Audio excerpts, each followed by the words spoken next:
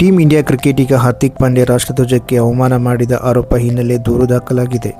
March 8 T20 ವಿಶ್ವಕಪ್ final Bharat ತಂಡ New Zealand ವಿರುದ್ಧ ಗೆಲುವು ದಾಖಲಿಸಿತ್ತು. ಅಹಮದಾಬಾದ್ ನರೇಂದ್ರ ಮೋದಿ ಸ್ಟೇಡಿಯಂ ಸಂಭ್ರಮ ಆಚರಣೆ ಸಂದರ್ಭದಲ್ಲಿ ಹಾರ್ದಿಕ್ ಪಾಂಡ್ಯ ರಾಷ್ಟ್ರಧ್ವಜವನ್ನು ಬಳಸಿದ ರೀತಿ ವಿವಾದಕ್ಕೆ ಕಾರಣವಾಗಿದೆ. ಫೈನಲ್ ಮ್ಯಾಚ್ ಬಳಿಕ ಹಾರ್ದಿಕ್ ಪಾಂಡ್ಯ ರಾಷ್ಟ್ರಧ್ವಜವನ್ನು ಅವಮಾನ ತೋರಿದ್ದಾರೆ. ಈ ಹಿನ್ನೆಲೆಯಲ್ಲಿ ಪುಣೆಯ ಶಿವಾಜಿನಗರ ಪೊಲೀಸ್ ಠಾಣೆಯಲ್ಲಿ ದೂರು ನೀಡಲಾಗಿದೆ ಎಂದು ವಕೀಲ ನಾಜಿದ್ ಖಾನ್ ತಿಳಿಸಿದ್ದಾರೆ. ಹಾರ್ದಿಕ್ ಪಾಂಡ್ಯ ರಾಷ್ಟ್ರಧ್ವಜವನ್ನು ಮೈಮೇಲೆ ಸುತ್ತಕೊಂಡು ಮೈದಾನದಲ್ಲಿಯೇ ಮಲಗಿದ್ದಾರೆ.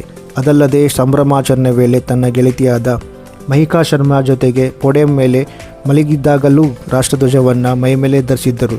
ಇದು ಧ್ವಜಕ್ಕೆ ಮಾಡಿದ ಅಗೌರವ ಅಂತ ದೂರಿನಲ್ಲಿ ದಾಖಲಿಸಲಾಗಿದೆ.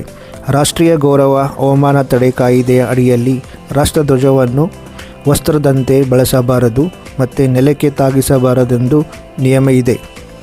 ಪಾಂಡ್ಯ ಈ ನಿಯಮಗಳನ್ನು ಉಲ್ಲಂಘಿಸಿದ್ದಾರೆ ಎಂದು ದೂರುದಾರ ನಾಜಿದ್ ಖಾನ್ ತಿಳಿಸಿದ್ದಾರೆ. ಸದ್ಯ ಪುಣೆ ಪೊಲೀಸ್ ದೂರು ದಾಖಲಿಸಿದ್ದಾರೆ. ಈ ಬಗ್ಗೆ ಪ್ರಾಥಮಿಕ ತನಿಖೆ ನಡೆಸುತ್ತಿದ್ದಾರೆ.